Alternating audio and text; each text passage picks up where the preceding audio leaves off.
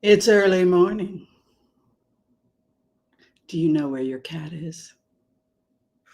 It's early morning. Are you burning midnight oil? Are you up from your first sleep? Are you like me? Do you fall asleep at, say, 9, 10 p.m. like your ancestors? And then around 3, 4 in the morning, you are wide awake, bright eyed, bush tailed. And you think, what the heck is happening? Well, what's happening is that would be called your first sleep. And then you would get up and you would tend the farm, make sure everything is safe and secure. You would check your fire and you would burn midnight oil. Maybe you would read the Psalms. Maybe you would do an account and a reckoning of your finances, your grain stores, etc. And special blessings to the farmer who burned midnight oil. You would keep a diary. And in that diary, you would give an account and a reckoning of your daily habits. How did you do good by God and family and country? How did you fall short? How much are your profits? How much are your losses? Then you would meditate on the straight and narrow, and it would be good. Now, that's what the Victorians were doing, but throughout the world, people have done this. They have woken from the first sleep to give themselves an account and a reckoning. Sounds rather ominous. An account and a reckoning we must give. We must burn midnight oil, yes. So I passed out after having a delicious dinner. Would you like to hear about my dinner? Oh, say yes, say yes. Well, I've decided to eat the food that brings me joy and not eat like an American because, and you know what? It's not more expensive. But what I'm doing, folks, is I'm eating like I live in the Mediterranean or if I live in Europe. So I just changed up my diet. And what I found I wanted was a pescatarian diet with good dairy, good dairy. Too much dairy can cause mucus, and my lungs are my weakest organ. Everybody knows about that. Ooh, I just heard my ice machine pour out a bunch more ice. I've been doing ice baths. Yes, I'm really into it. The Wim Hof thing. It's awesome. My cough is dramatically reduced since I coughed up a hairball yesterday. Oh, yes. Oh, yeah, honey. Dr. Whimsy coughed up a massive hairball. Something was tickling my throat for months and causing me to cough. And then I was giving myself naturopathic inhalation treatments with eucalyptus and thyme and oregano and elderberry and doing beautiful baths. And then I noticed this tickling thing came up and it was a big wad of hair and all kinds of things. So I had some stuff in my lungs, which there's some more ice. I think it's a sign that I should do another ice bath today. What do you say? Um, So I've been cleaning and dusting, as you can see, which people with weak lungs, we have to keep our home nice and clean. And I thought I would come on and talk about what's going on in Russia with Ukraine invading. They're marching on Moscow, but they're softening the target first. Yeah. So if you guys could like, subscribe, share the stream, think about being a member, all that good stuff. By golly, you'd be helping me a ton. And we can keep this party going because, gosh darn it, don't you want to hang out with me forever? Yes, less. I still cough. I still have weak lungs, but um, stuff is coming up. It makes me realize that if we've got dust, you're sleeping, you got your cat in your face, you inhale something, and the next thing you know, you've got a problem. So it just that's why you got to have a HIPAA filter. That's why you gotta have that stuff. Um, and just clean, clean, clean, clean, clean. And that is what I've been doing. I've been clean, clean, clean, cleaning. I'm so proud of myself. So tell me where you're at. Are you up? Did you have a first sleep and then get up? Is that what's going on with you? Are you like me? Do you always wake up around 2, 3 in the morning from that first nap? If we got to bed early, if we got to bed around 8 or 9, then we'd probably wake up around midnight, 1 a.m. for that midnight oil. But yeah, I was up a little later watching DNC stuff because it's delicious stuff. The Obamas spoke. Oh, hi, Terry Courts. You have weak lungs too? Yeah, so regarding COVID, Terry, I don't know if Terry has heard about this, but there's a new wave of an unbelievably virulent COVID that is hitting China right now. And from the time you get to the symptoms to the time you die can be like 45 minutes.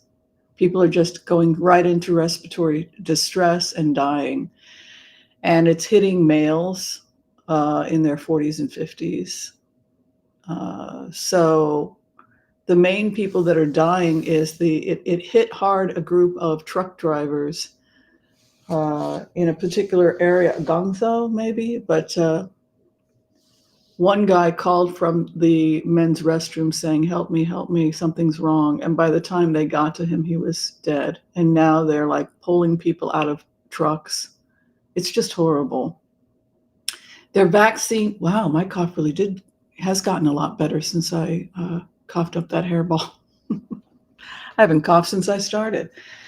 Yeah, maybe all of us should be doing steam inhalation just to loosen up and get whatever's stuck out of there. I'm just having a little coffee. This is the Pete's coffee. I do have a little acid reflux I've been experiencing. Part of that's because I have a weak core. We talked about weak core. Strengthening your abdominals is a great way to make sure that you can control for acid reflux in addition to changing up your diet. Using some herbs that can be helpful for dampening the heat and putting a pinch of baking soda in your coffee. Baking soda has a pH of 8.5, and so just a smidgen will change that coffee, which might have a pH of 5.4, give or take. It takes it up to like 6.5, 7, and at that point, it's not going to be acid forming. And it usually doesn't affect the taste. And yeah, that and some good old-fashioned aloe vera juice, core abdominals, and taking carminative teas, being on a pitta pacifying diet, which is what Ayurvedic medicine talks about. All of these things can be helpful for reducing acid in the body. But I love my coffee. So for those of us who have too much pitta or too much heat in the body, there is a way to enjoy your coffee. A little bit of baking soda, my friends. It goes down good. You never want to overdo baking soda. Like, oh my God, we're not talking about heaping tablespoons. We're talking about a pinch.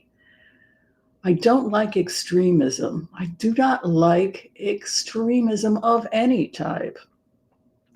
I think one of the things that pharmaceutical companies like to do is make you afraid of simple naturopathic remedies. Well, you better be careful about baking soda. We're not talking about drinking spoonfuls of baking soda. Okay, girl, relax. If you can eat they don't say it's dangerous to eat a piece of cake that has a pinch of baking soda in it. No, that's fine. With loads of sugar. No, if you put a pinch in your coffee, because it's going to get you off of the proton pump inhibitors, right? Yes. Very difficult to get off proton pump inhibitors once you get on them. You can have rebound and all kinds of things.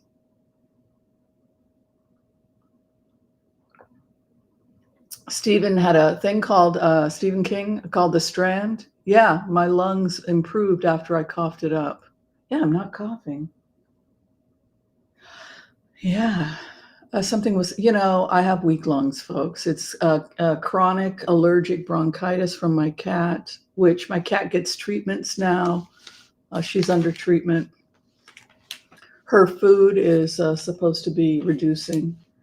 And my home gets a lot of dust. So just good old fashioned dusting and a HIPAA filter also. So let's get into it. What do you guys think about the fact that they are now, I'm honestly upset. I don't even know if I should have brought up this conversation at 4 a.m. But it is true that there was a massive bombing of Moscow going on. It's still going on, and it's with drones. And as I had said in previous remotes, they don't really have an army. The reports of Russia having an army are false. They don't really have much of an army. They don't really have much of anything. 2 military bases have been taken. 3 major supply line bridges have been blown up. They've taken, they're taking over the Donbass region. Putin is giving up Kursk, and they are marching towards Moscow. Now, I want to be very specific about the direction they're heading in. So let me show it to you on a map, because I am a remote viewer. So I'm happy to let you guys know this. Let's look at a map. First off, we're just going to go ahead straight to the news. We'll go with the Guardian. It's in the AP. It's everywhere. But a Russian Ukraine war live large drone attack on Moscow as Kursk incursion continues. You can read more about this. It's all over the news. It's similar to what the Allies did when they took Berlin and Dresden, right? So it brings me no joy. I'm not always right about this. I mean, I'm not always happy when I get it right. It's not my joy to do this. I want people to not do bad things. I think that's the takeaway. I don't. Why is it doing this? I don't want people to do bad things. I want people to do good things. And I want to believe that remote viewers are still relevant, right? We're still relevant because we do profiling. And this is why people have used them for a long time. This is Moscow. Let me see if I've got you live so you can see this. Okay, let me go ahead and go back to this and show you what's going on. So here's Kyiv. They went in through the east, as we said, which borders Belarus. And here's the Kursk region in the Donbass.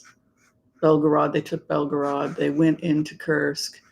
Now they're up, they're coming here. Now they're being met in this area by Russian troops, right? So what they're doing is they're going around. They're going around in this area, which is undefended. And Estonia and Latvia are not going to help them.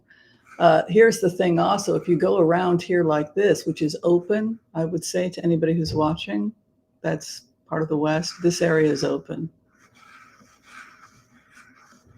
This northern area is open. They concentrated their troops here, but that's not going to help them because Ukraine is going to go around. It's going to head north and then from north go east. So we could be seeing them taking this area here. Let's go ahead and go in. This upsets me. But yeah, they're being pushed out of this area, so they're just going to go around. So so they are blitzing.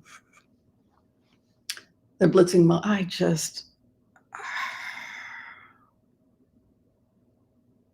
I'm not happy that it got to this point. I don't know. But this area is open, so if they can come around, uh, they're over here. If they can just get over in this direction, which is where the other thing is that it takes them closer to St. Petersburg,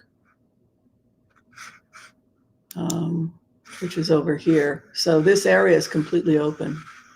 I can tell you as a remote viewer, it's open. They don't have much of a military over here, so I would just swing around and go this way. Now, this looked to me, when I saw it as a remote viewer, it looked like the lasso effect that they've been doing. So great, this area is open. The Russians came in here. Great, we're just going to go all the way around here. Then you're going to come in this way, and then you've got the lasso, and then they begin squeezing the lasso closer and closer like this. So they just, oh, you're coming this way? Well, great, we'll go this way. We'll split the column. Maybe we'll take St. Petersburg and then go all the way around. And then this is undefended. And then they come in closer this way. Well, great. We're going to split our army and go all the way around this way. And the next thing you know, they're encircled. And this is what they've been repeatedly doing. And it is, in fact, what they're doing again. But softening the target right now with heavy drone attacks. Similar to the similar to the bombings of Dresden and Berlin. We're seeing these bombings hitting Moscow, and because of the way that the army is splitting, they'll be able to surround Russian troops, and it's very likely that a column could be heading towards St. Petersburg. Well, they could jump into the water, but that's not going to help you because they could try and escape this way, but Finland is ready to go and Sweden is ready to go with planes, which again goes back, damn it,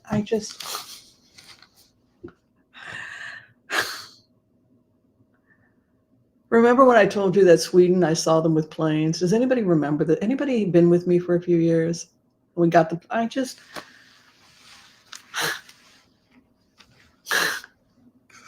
I'm not happy.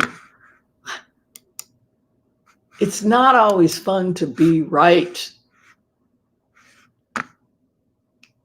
It's not always fun to be right.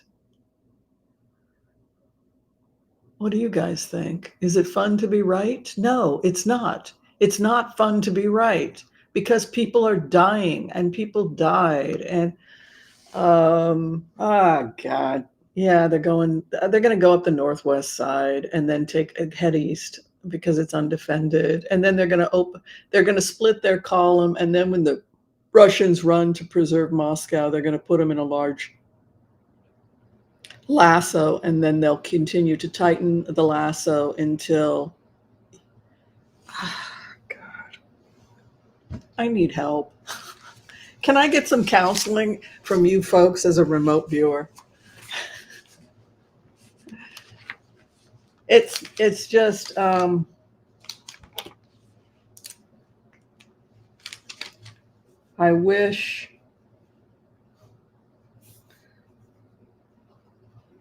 wish we wouldn't have to be at this point.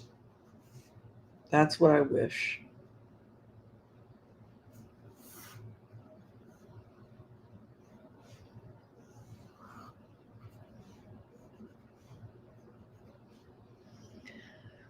Draw a map. That is what I tell my students.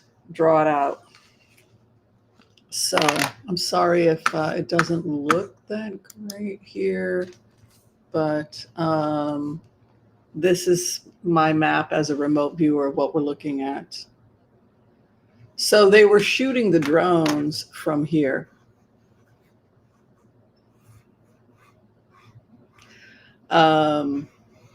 It's like having dyslexia when you have this.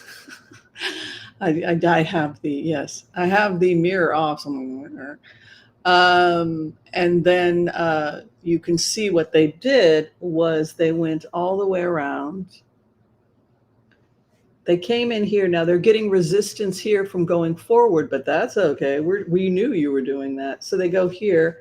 And then when the troops are concentrated in this area, they're splitting. There's a split happening here. And then this is the breach. This is where they go in. St. Petersburg over here.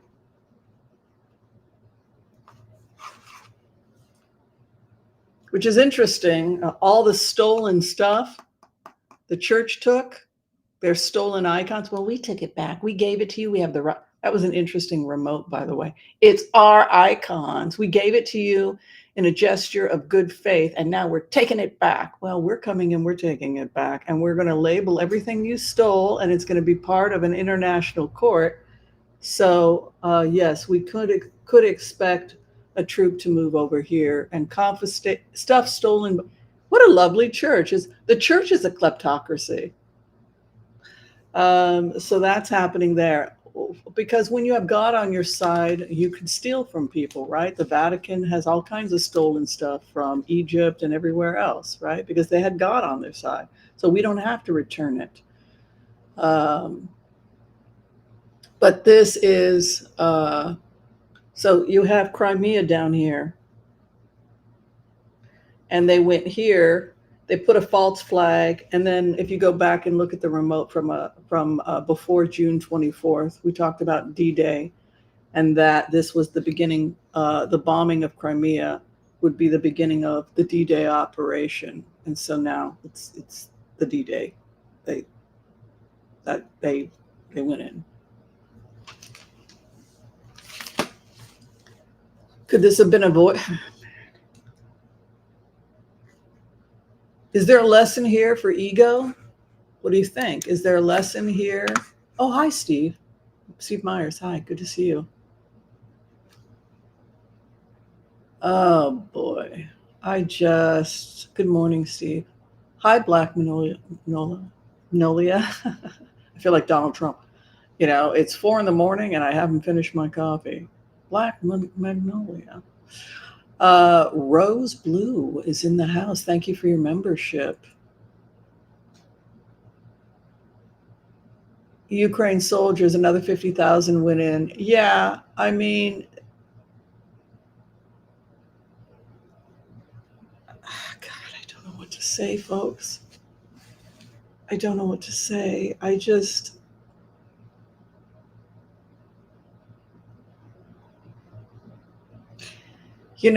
Religious fanaticism is a form of narcissistic personality disorder.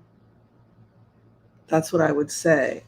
This is narcissistic personality disorder. This is not God. This is somebody who is so narcissistic, they think God is talking to them. And when we see that kind of extremist thinking, Rabbi Cook, who was the first chief rabbi of the state of Israel, said that kind of fanaticism was a religious crisis. That when you have no doubt that Jesus is on your side, and it's real, or I have no doubt that I'm right and I'm practicing the Torah perfectly as an Orthodox Jew, when he would hear that from other Jewish people, he would get a pit in his stomach. He would become frightened, Rabbi Cook, and he would say, oh, no. You must always question yourself. You must always seek guidance. Always be in doubt. You must have healthy doubt. That's ego talking. Well, I know God speaks to me. Mm-hmm. Are you sure it's not your own brain? We've talked about the brain, and we've talked about the development of the brain. And we've talked about the fact that sometimes we are talking to different parts of our brain, and then we think we're talking to God. But what we're really doing is we're talking to ourselves.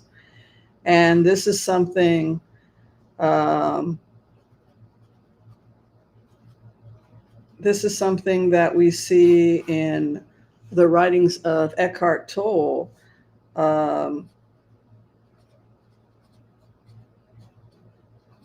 He's like, who's the higher self talking to me? Like, it must be God. It must be.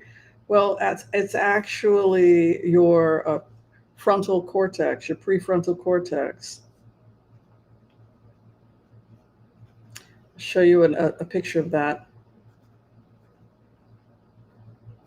Feel free to correct my English and my spelling because both are terrible.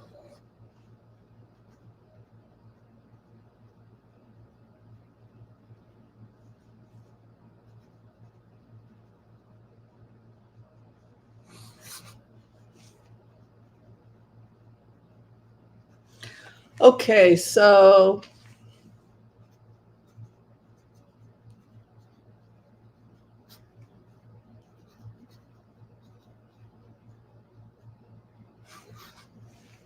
this is how many brains we have. Each brain develops for a different reason, but they're each different brains.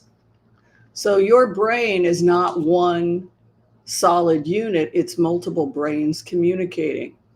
We have the brain stem. This is the snake or reptile brain. And early, a very primitive limbic system, but it's concentrated on fight or flight. When we look at what a snake does, food and sexual reproduction, a snake has two responses. It's retract, fear, right? It retracts. The snake retracts, and then it strikes. Retract, strike. Retract, strike. Fear response, strike. Fear response, strike. Right? So the upper part of the snake will evolve into the spine. Right? So a lot of the time when we are frozen in fear, it can have an impact on our spine. Right? It can have an effect on our breathing because we still retain toy boat. We still retain that snake brain, don't we? Oh, you're going to hit me. I'm going to hit you back, right?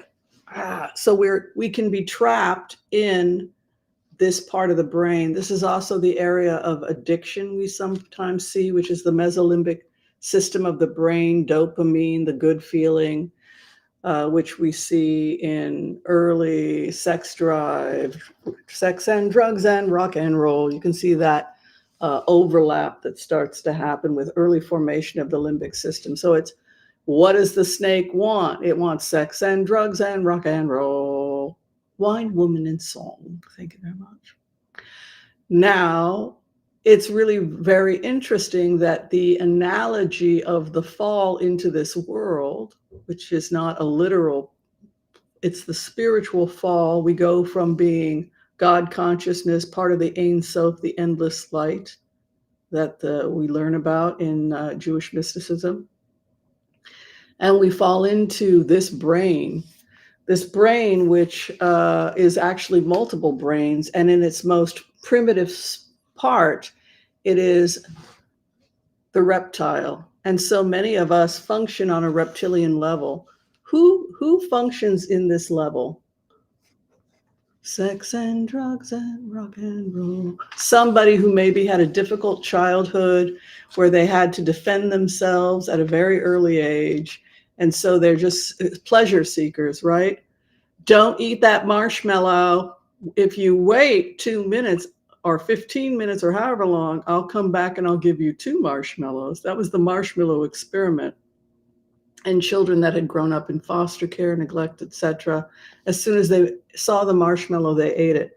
So it's unfortunately not evolving past that reptilian brain. And then you have the limbic system begins to form.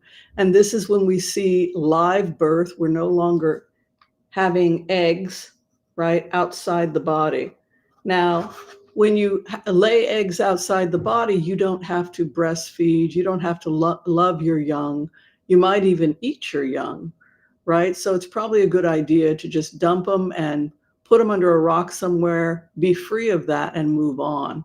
And you see some sociopathic parents will simply drop their kid off or dump the baby somewhere and just move on. And they could be operating from this fight or flight survival mode.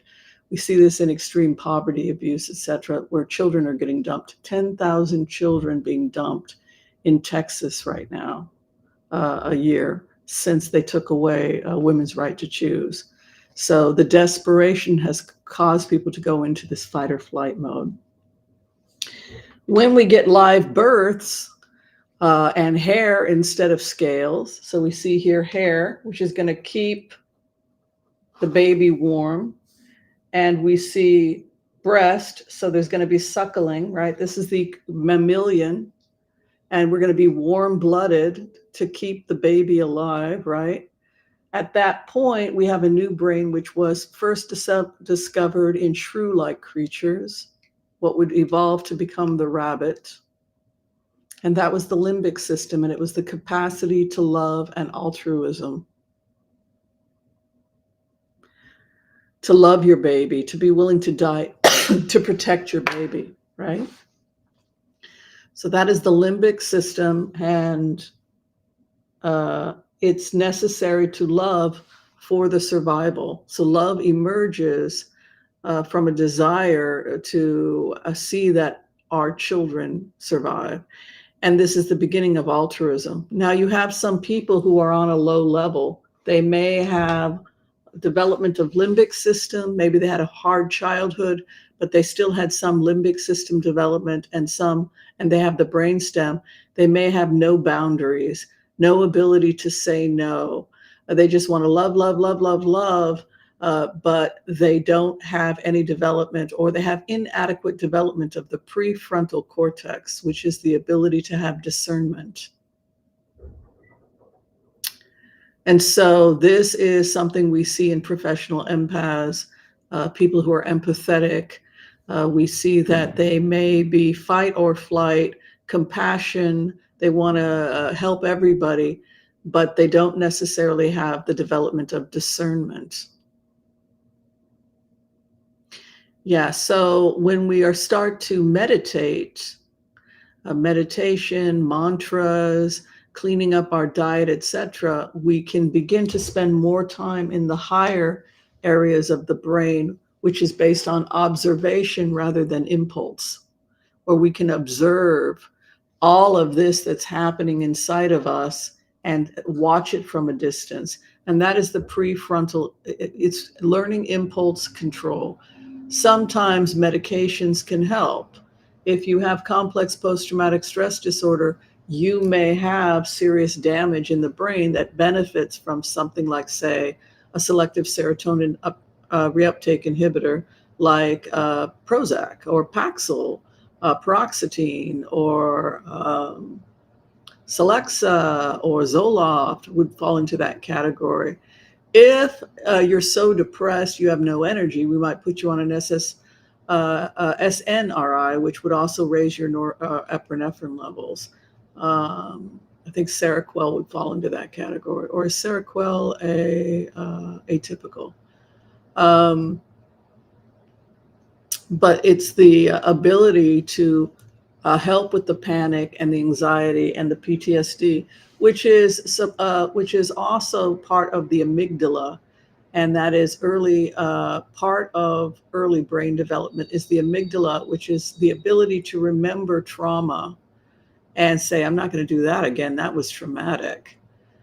The amygdala is very, very interesting. It's closely associated with some of our first cranial nerves, starting with the olfactory, the ability to smell. So when we smell something like someone's cologne, when someone dies and we smell their cologne, it brings back all these emotions, because scent and the ability to smell, which is heightened in reptiles, is associated with memory. The frontal lobe, which is the final part of the human brain to develop, it's more evolved than primates. And that is the ability to have abstract thoughts, to be intellectual, to be able to stand back and look at the situation and elaborate, learn, etc.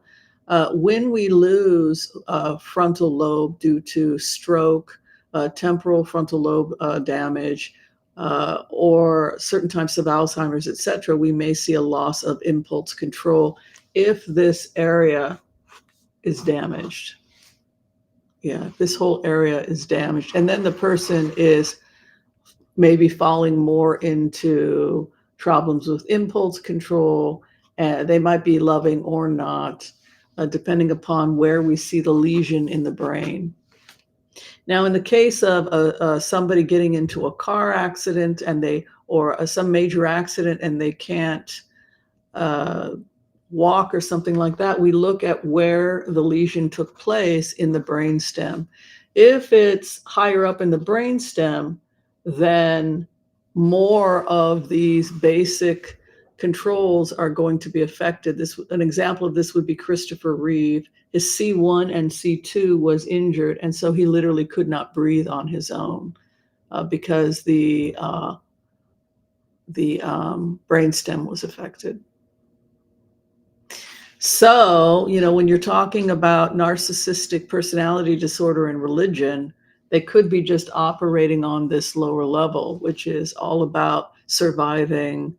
Ego is not bad. It serves a purpose. It lets us teach a class or hang out with people and have a fun conversation, move through the world, survive in the world. But in the case of narcissistic personality disorder, religion is a control tactic, and the person may truly believe, Mike Pence would be an example, that God is talking to them, when really it's just a combobulation of their own brain talking to them. The question is, which one is associated with heart-centered remote viewing? This is where we want you to be in terms of your observations as a remote viewer. We want you to be able to observe this, but we want you to develop the frontal lobe. Many times people will come in and they say, I'm so upset, I'm all emotional, and I'm an empath, and they're down here. And that's not a professional empath. A professional empath can stop, assess the situation. Okay, what am I feeling? Why am I feeling it? Is this my stuff or somebody else's stuff? What's going on? Let me go into an altered state. Let me go into trance.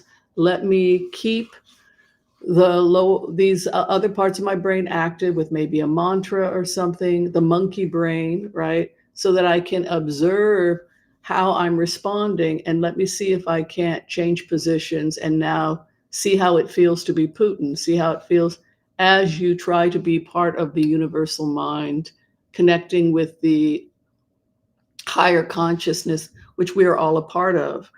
That higher part of us that unifies us all is the soul of Adam in Kabbalah. The soul of Adam. And the soul of Adam is the collective consciousness of all of us. The soul of Adam. So that's typified by the fool, right? So the fool is preparing to drop into this incarnation, and then the fool splits into, 2 or 3 or 4, how many genders you choose to recognize. But the point is that it's divided into yin and yang, which is the emperor and the empress. So that is the story. But it's interesting that the snake, what people are battling with from a mystical perspective, isn't necessarily a physical place, but rather this battle that's taking place inside of our heads, between the snake and the higher self, which understands our mission, remembers our mission.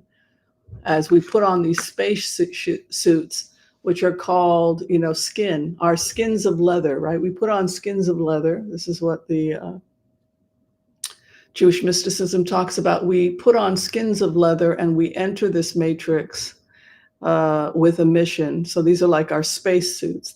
I have a great space suit. I just love the way I look. I love me. Hello, narcissism.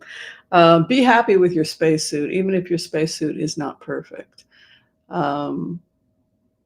And we are consciously aware, as in Buddhism, we would say, we are bodhicittas, right? We have learned compassion for the world, and yet we remain solidly connected with the higher self, understanding that we have a mission, and the mission is to turn this earth into heaven. And when we complete that mission of creating heaven in this dimension, we can then incarnate into other worlds and repeat the process into infinity as Buddhas, as bodhisattvas. Or in the Torah perception, it's like getting on Mount Sinai, where we recognize that we are a little less than the angels. We have free choice, and therefore we choose life, and we get on with the business of tikkun olam, or the fixing of the world, and to have fun along the way. But you are here to do work in the world, and the work you are here to do is to fix the world to the best of your ability. Okay, 6 genders. Yeah, gender is not just about your genitals. In the Bible, there was something called eunuchs, and eunuch was a broad category for third gender. Eunuch was if you had ambiguous genitalia, so there was male, female, and eunuch.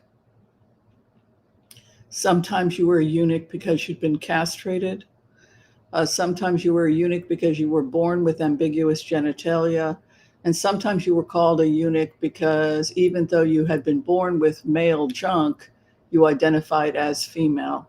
And so I think there's a misunderstanding by Christians of what constituted a eunuch. And we know this to be the case because eunuchs still exist all over the world. And whether you have this junk or that junk does not determine whether you are a eunuch in, say, some parts of India. It has to do with how you identify. So if you were, say, born male and were castrated and put into slavery as a eunuch, and you danced as a female, it was done so that they could have females in the male area dancing. They would take eunuchs. We see this also, young boys in Afghanistan, young dancers, sometimes castrated, sometimes not. But not every person who chooses the life to be a professional dancer, where they're wearing dresses, etc., who might be perceived as male in the West, not all of them were castrated. They were people who had been maybe assigned male identity at birth, but they go on to become mystical dancers, shamans, wearing dresses, etc. They would still be identified as eunuch, whether or not, it didn't matter what their junk was. It was a reference to identity. Female eunuchs get into a much more complicated, or females who are recognized, lesbians, etc., falls into a different category. They're kind of not even recognized in the Jewish literature. They are recognized in many African traditions. The women in the marketplace who marry other women. Really interesting, isn't it?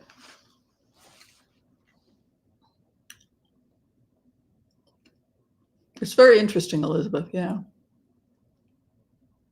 Have you guys seen any film footage of the eunuchs in India dancing? Fascinating.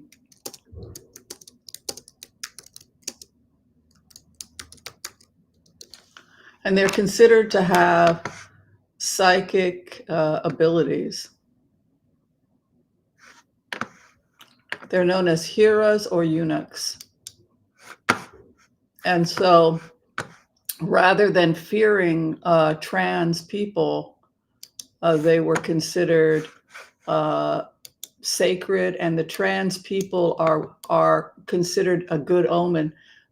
They're often hired to bless the birth of a child. So seeing a eunuch was considered a good omen.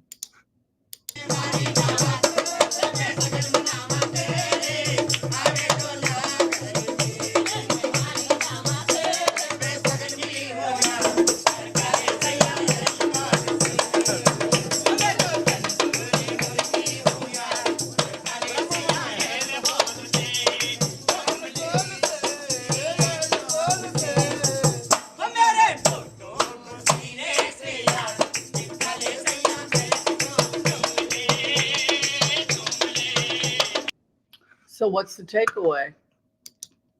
There are a lot of people who spout the Bible, but they don't know anything about it. Yeah. Trans people who were once worshipped, respect the eunuchs, treat the eunuchs right. It's all throughout the Bible. People don't have any clue what they're talking about. They don't have any clue what the history is, that the trans community was often the shamans, the healers, and the visionaries, and they were given the respect they deserve. There you go. Let us go back into the day. Let's go forward into the days of old. It's an interesting saying. Let us go forward into the days of old. Yeah. You guys like to hear the empath's prayer?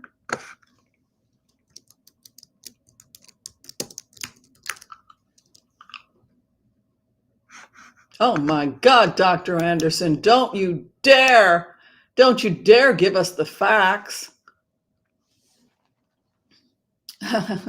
Somebody had put on Twitter, a Trump supporter, I think it's terrible that they're calling Trump a convicted felon. I think that anybody who calls him a convicted felon should be sued. He is a convicted felon, right?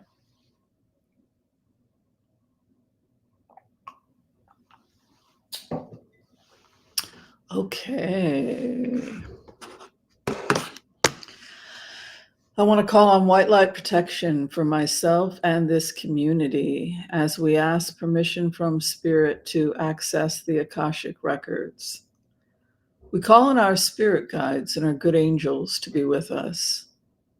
Please give us the clarity and the wisdom that is needed to empower all of us on our journeys, to make the best decisions for ourselves, our families, the planet, the people we love, but also to help those that we may have strife with. And together collectively as a community, we say, Amen. Amen, everyone. Let's take a look. The Gemara recognizes 6. Yeah, we always did. It's just that I think we've gotten very confused. I don't know. I don't know how we find our way back. I don't know. Yeah, a bit of baking soda. Why we keep making things more complicated than they need to be, right? When it comes to sometimes you need surgery, sometimes you need all kinds of things, but you don't have. You don't have to be always taking extreme measures or taking.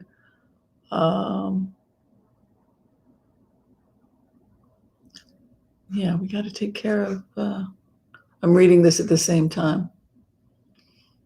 Yeah, simple living, simple, natural. Terry Quartz. Yeah, I mean, I don't know how much is the person's own brain making up a story and how much is an actual real experience, or if they're channeling some other personality that's coming through that's attached to them. I don't know. Most shamans in indigenous culture fall into the category of third gender, or there are different theories about that in many Native American tribes, like the Tlingit, which I've studied with. Their shaman was a gay man, and I think they feel that a good shaman needs to be balanced in the yin and the yang, and that requires empathy. That you may not be experiencing that empathy if you just, it's easy to say, I hate men. Men are jerks. I'm never, right? Because I'm in that female bias, or the other way around, which is women, right?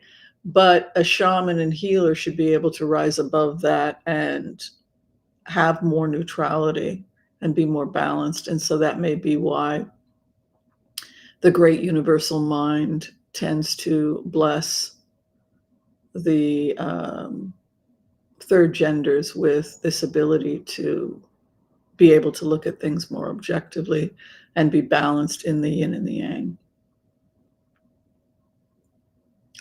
Oh, breakfast? No, I haven't had breakfast. It's only 4 a.m.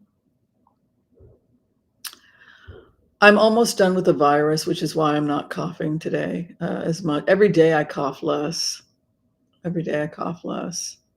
It's I got to treat it like everybody else. We all have our health challenges, and yeah. Shamanic healing, it rocks on. Matthew Wood, excuse me. Check out Matthew Wood. He's a shaman and really an incredible. I just ordered his book, Herbalism and Shamanism. I'm really excited to get it. They're like, it'll be here on Friday. Friday? I need it now. I can't wait. Right?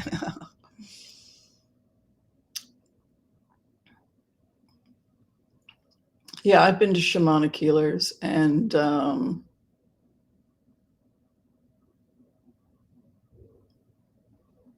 I misread what you said. Oh, you had breakfast. I read it as I hope you had breakfast. This is what I get for giving a reading at 4:30. Probably should have something and then go back to cleaning my house. Oh, eating a blueberry muffin, yummy, with spring water. Oh, that sounds like it's delightful. That sounds absolutely delightful. Well, let's take a look at Ukraine taking Moscow. I don't know. Can you guys talk me down from the ledge? I'm not happy about getting it right. How could I be happy getting it right? It's I didn't want to get this one right. I why did this have to? Oh yeah, my coughing is quite well. Come on, I had allergies and COVID.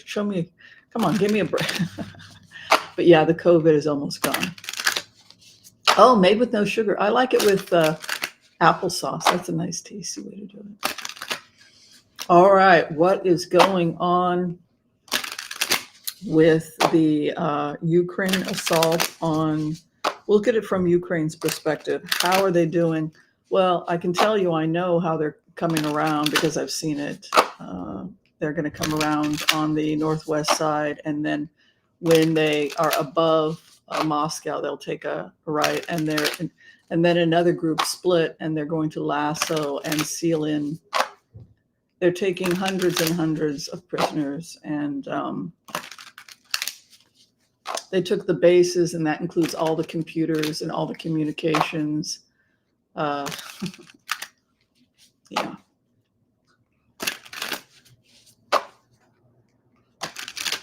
Worst military defeat since World War II when they were invaded by the Nazis, which is probably what they're telling themselves right now. It's the Nazis, right? Okay, Ukraine going into Moscow. What can you tell us, Spirit?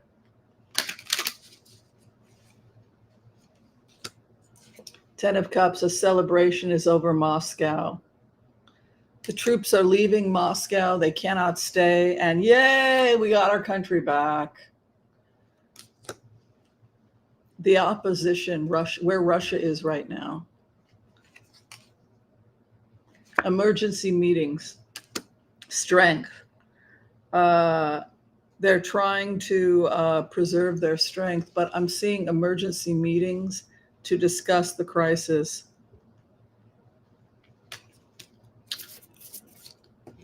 Here's the plan, D-Day. The final outcome. They're patient. When we look at the New Deal, when we look at the rebuild of Japan, right? When we look at the deal that was made with the United States, we put permanent bases in Japan.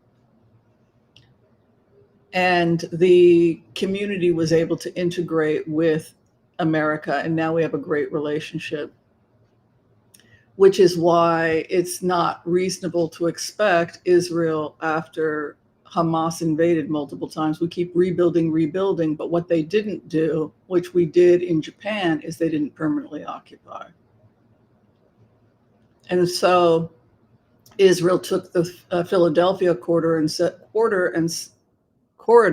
I'm doing it again, and we're not giving it back because we're blocking arms deals. It's not enough, though, for them to permanently station themselves in Ukraine, in Russia, or for Israel to permanently put itself military base to secure supply lines from weapons coming in. It's not going to be enough, because you also have to change hearts and minds, and you have to put people to work.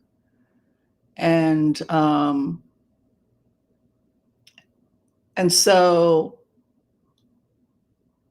going in and putting up bases just like they did in Japan is objectively no different than what the United States did when we did a rebuild in Japan. So, but there needs to be a rebuild, and it needs to be a rebuild of the West. Similarly, you have this unbelievable patience regarding the rebuild of Ukraine and Russia.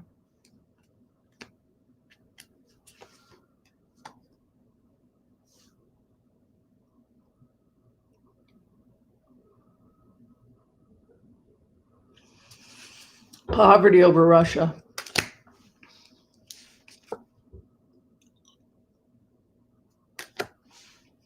The great irony is they're going to the church for help. They're going to St. Petersburg. They're praying at the church for mercy because their economy has crashed. And the church is partly responsible for this.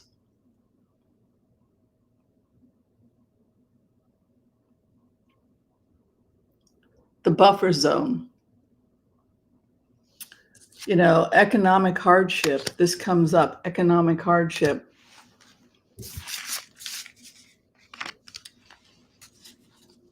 How long can they stay there? Well, if they're putting up permanent bases and saying we're going to rebuild Russia, but the animosity is over. That's what we did in Japan. When they invade the West, I can't say that that's wrong.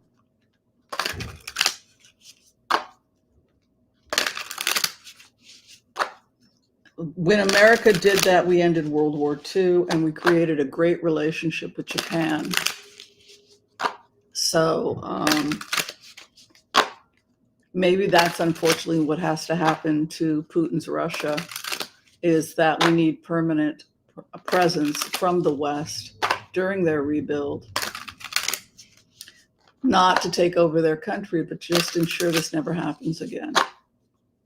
Become an ally of the United States, work with us.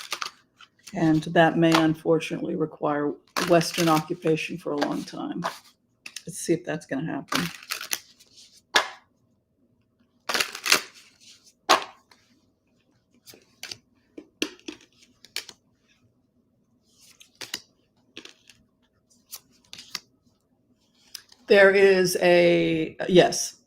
There's going to be some permanent placement of the West during the rewriting. They're going to have a new peace treaty. You can see here, again, Ukraine strong, the opposition, Putin, the leadership, the president, hopes and fears the economic resources to continue, and you can see mastery hammering out a new deal. The New Deal with Russia. The first thing that they're doing as they hammer out a deal is that Putin has to leave. Putin cannot stay. You can see here, Ukraine wins.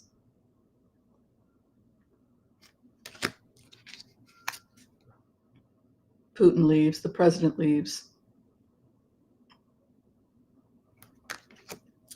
Hopes and fears that he will not take the deal. Four of Pentacles, frugality, wisdom. Don't take off more than they can chew, but I can tell, I already know where they're going because I've seen it. They're headed north.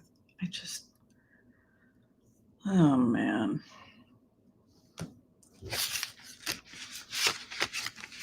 So in terms of Gaza, we can look at it as the same perspective. Nobody's trying to occupy. The problem with Gaza is Gaza and Hamas. So Hamas is Iran. It's an Iranian occupation. Iran came in and they brutally occupied like Rome. And the main employer was Hamas, and they had unemployment at 80%. All they did was build tunnels to bomb Israel. And the people themselves, either they became indoctrinated because their education was entirely controlled by Hamas. We get together to kill the Jews. Yes, we exist to kill Jews, right? That's not creating a safe border with Israel. So how do you get to a safe border with Israel? The first thing that Israel did was they took the Philadelphia corridor so that no more weapons could be smuggled in. And again, this is no different than what the United States did in World War II.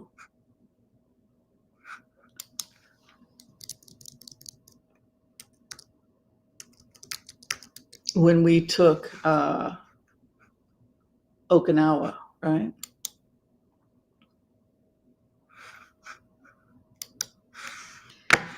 And the international community may be working against a lasting peace in Gaza because they don't understand. Why are they showing me the sunset corridor? Oh my goodness. Corridor in Gaza. I wonder if they're starting to.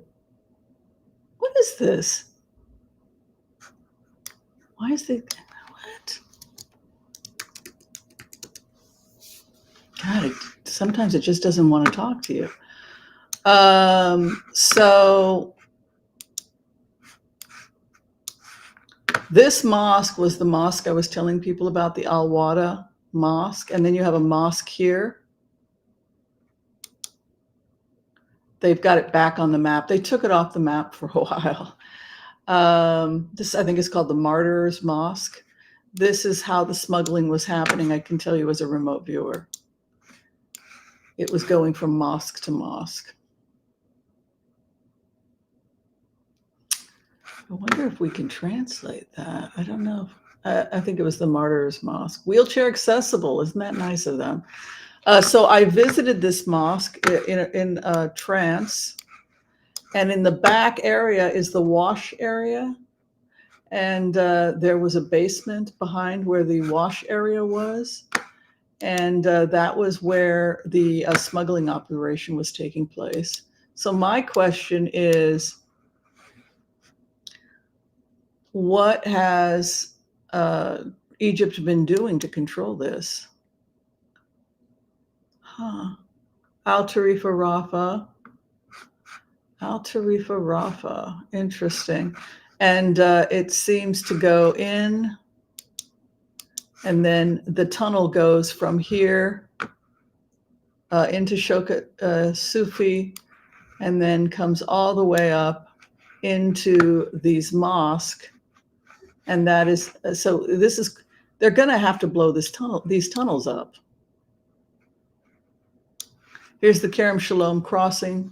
And you can see here all this 1950 armistice, green line, and you can see potential for oasis here. This is where the invasions happened.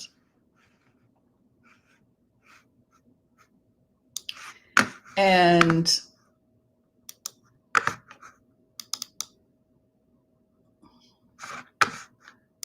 so you're looking at that.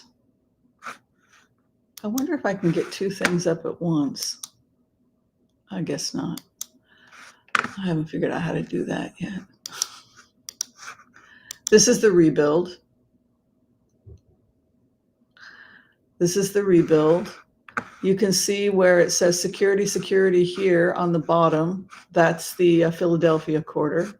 Over here is the Kerem Shalom crossing. Here is where we're looking for a few 100,000 remarkable people. This area is controlled security. Israel needs help with the security both here and here. Then we have another oasis here. Each oasis has a different flavor with, depending upon what they're producing.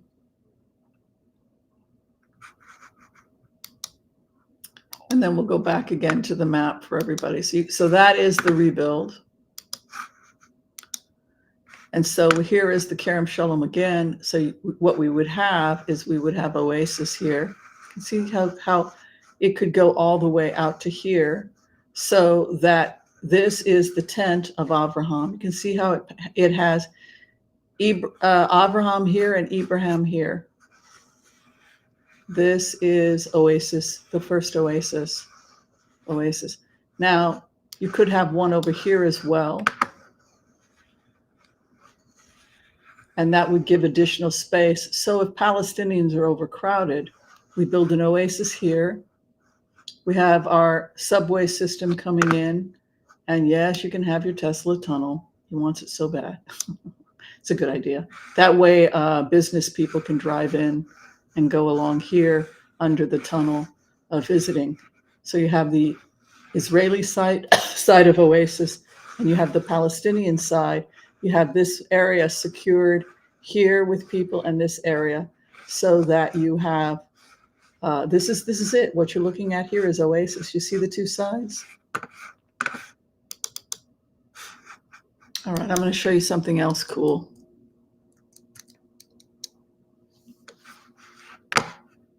Because I'm a cool chick. How did you do that? I had a vision. And in the vision, I saw the future. And that I was supposed to write it down and give it to the IDF and to President Biden. And that's what I did. This is the future of Gaza. You can see here, this is the half that is Israel. Here's the access road. Look at all these nice openings.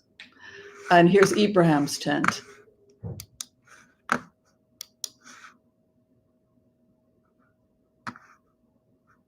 I used to be able to rotate this.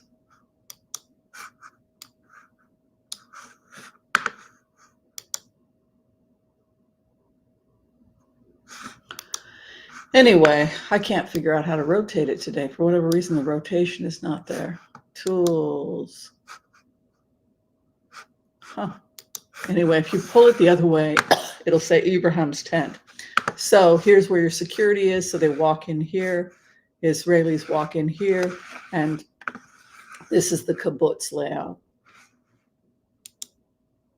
So we go back to here. We can see again here, here's the kibbutz layout. Oasis 1. See how it goes here in curves?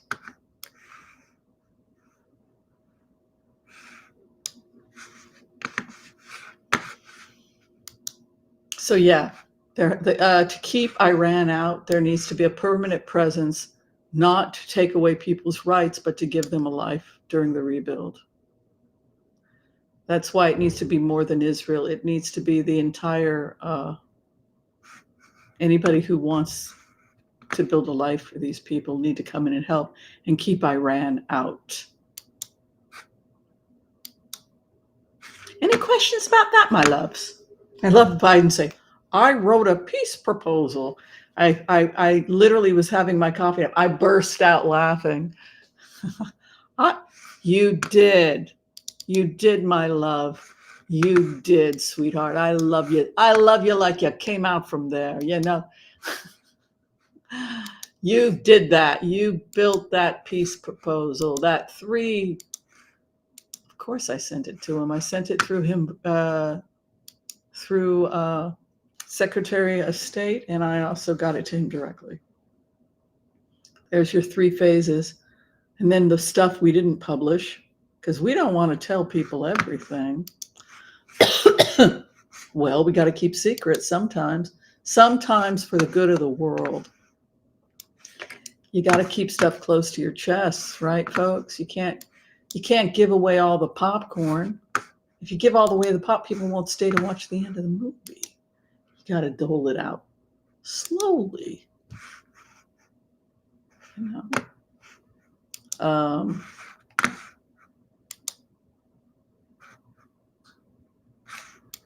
It's the sub. For whatever reason, it's not doing everything I want. I'd like to zoom this in.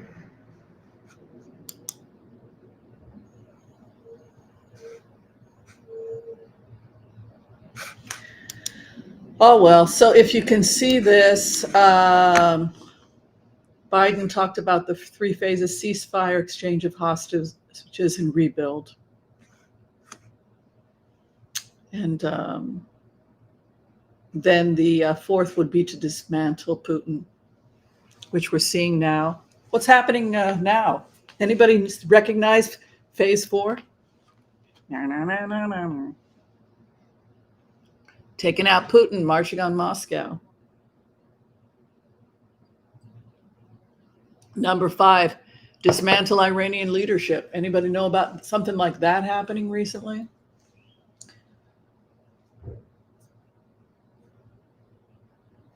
I am a remote viewer. It is my job to tell the truth and get it to the right people.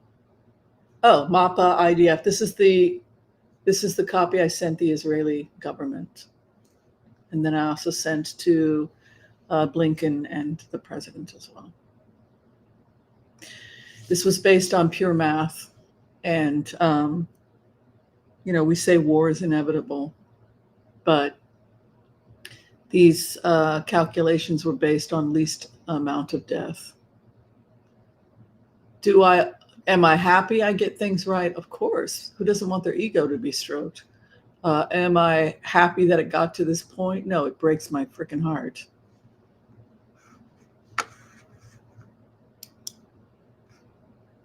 So that's the future.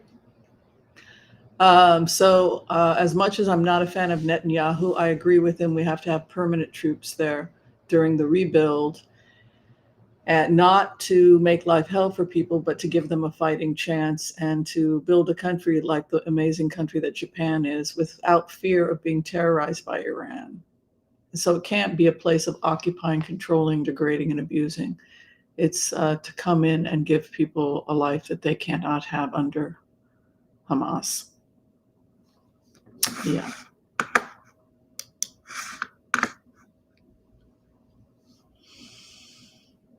Yeah. If we do this right, then visas for people in Gaza, they can come live in Israel or vice versa, because it will no longer be an issue because they've become an ally country.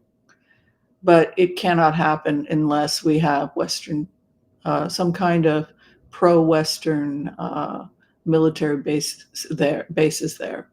And that means we cannot pull back from the Philadelphia Accord. We simply can't.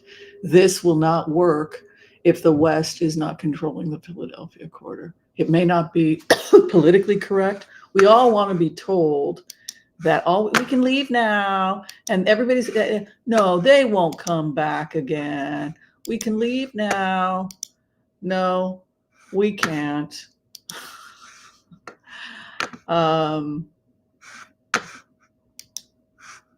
We can't, because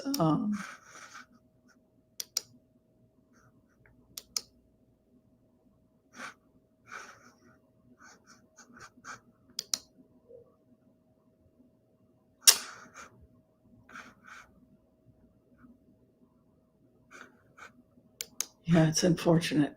But again, here, we have to secure this area. If you look at my thesis, and the waters as well.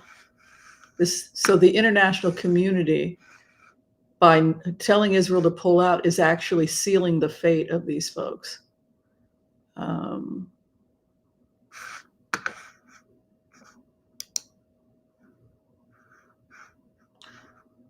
see if I can get this better for you guys.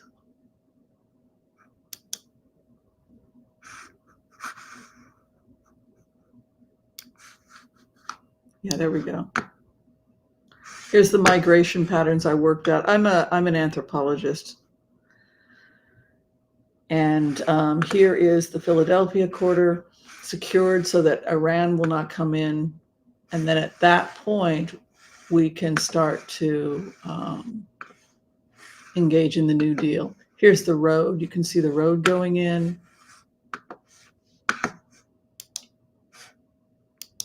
Yeah, because people want to scream and shout about Israel, and they really don't know what they're talking about.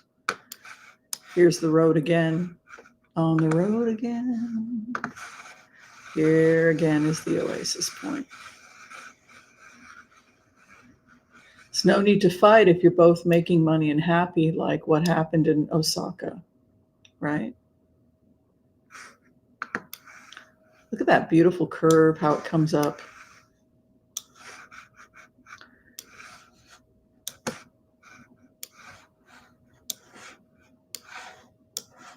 Here's the road. This is the roundabout. Here's Sderot, which was attacked. This area goes from here to here. Beit Hanun. And security. So that I put a roundabout in for extra security for Sderot.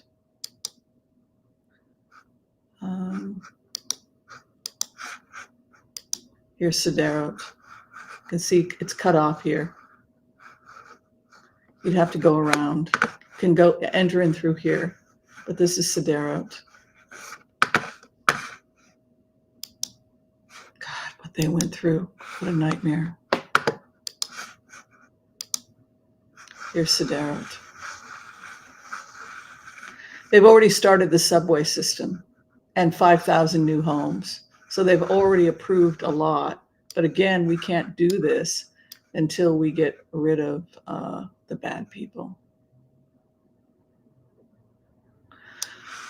Okay, so that is where we're headed, people. Now, explaining it, but you got to get out. They don't understand the dynamics, the thesis that leaving. Imagine being a helpless deer and you keep leaving and letting the lions come in and pick people off, you know. So that's the story. All right, my loves, it's 5 o'clock. I feel like I'm going to go have some breakfast now and continue to clean. I feel like I'm wired with way too much coffee. I'm not tired at all. In fact, I want to get back to my cleaning.